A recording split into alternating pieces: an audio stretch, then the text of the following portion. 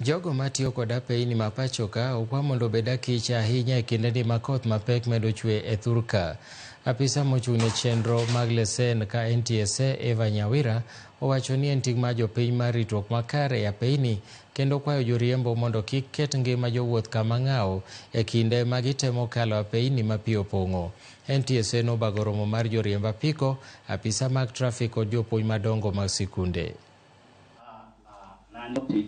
Okay. We have this time.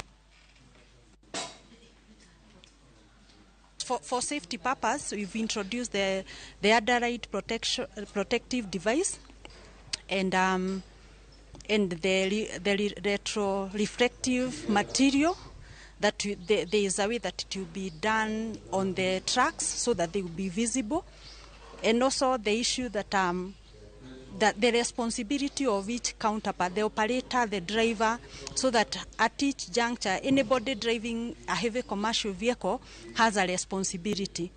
So the other thing that we've introduced is about the towing of those vehicles when they are on the road. In case they break down, we've introduced that those vehicles can be towed without consulting the owner.